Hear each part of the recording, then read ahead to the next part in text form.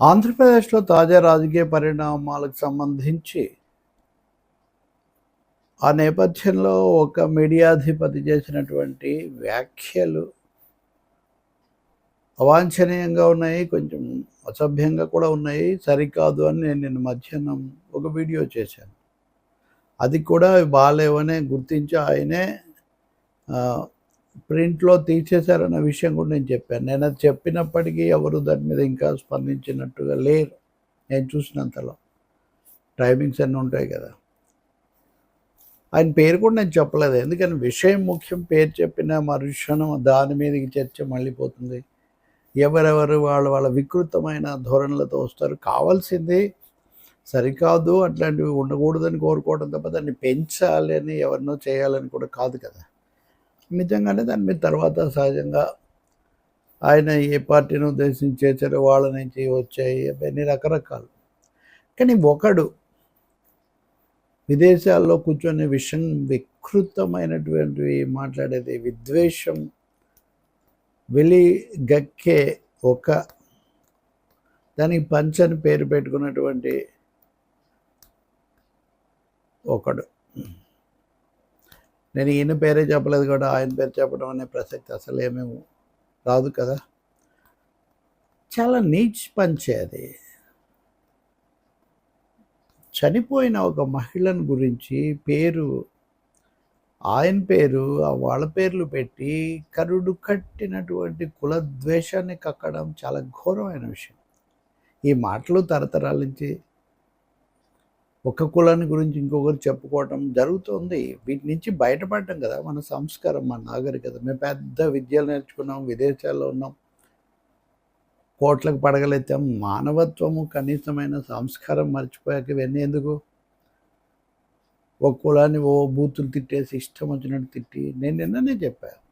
దీని మీద నేను రియాక్ట్ అవ్వడానికి ముఖ్యమైన కారణం, గతంలో అయినా ఇప్పుడైనా మహిళలను మీరు ఎందుకు కించపరుస్తున్నారని. ఇప్పుడు ఈ నీచ్ పంచ్ అచ్చం మహిళల మీదనే. అందరూ మహిళలు అమ్మలే, అందరూ గౌరవనీయులే. నోటికి వచ్చినట్టు పెట్టేసి అక్కడేదో అరెస్ట్ ఉండదు, విదేశాల్లో ఉన్నామని అదేదో పెద్ద లీగల్ సేఫ్టీ కవర్ ఏదో ఉందన్నట్టు మాట్లాడడం చాలా బాధ్యత రాహిత్యం. ఇది నిజానికి నేను కొంతమంది దృష్టికి తీసుకొచ్చాను కూడా. అయితే గతంలో నుంచి ఉన్నాయి జరగలేదు కదా, ఇప్పుడు కూడా ఏదో జరుగుతుందని కాదు. కానీ నేను ఇప్పుడు ఎందుకు చేస్తున్నాను ఈ సమయంలో అంటే, మొదటిది 1-2 గంటలు ఏమన్నా మార్పు వస్తుందని చూస్తే వచ్చే ఘటాలు కాదు ఇవి. నిన్న మొదలుపెట్టిన వ్యక్తిగా దీంతో దీన్ని పూర్తిగా దానికంటే సరే, ఒక మీడియాలో లేకపోతే నడిపించే వ్యక్తికి లేకపోతే ఎవరో ఎక్కడి నుంచో ఆకాశరామన్లాగా అందుబాటులో లేకుండా అసహ్యకరంగా మాట్లాడే ఒక దీనికి ఏమీ పోలిక ఉండదు.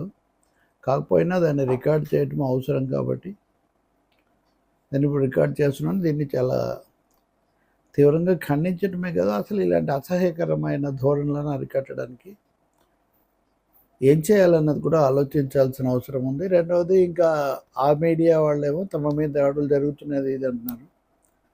చాలా ఖండనలు చేశారు. ఇంకా దాడులు చేయాల్సినంత అవసరం లేదు. దాడులు చేయడం సరైనది కూడా కాదు. అలా అయితే ఇటు కూడా చాలా రాసుకుని ఉంటారు.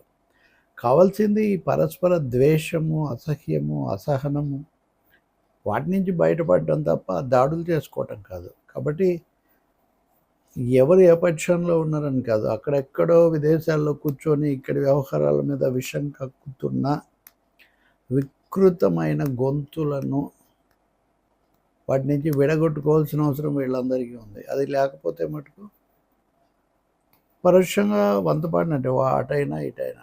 ఈ ధోరణి నుంచి Telugu media, Telugu social media విముక్తి కావాలని మనం కోరుకుందాం.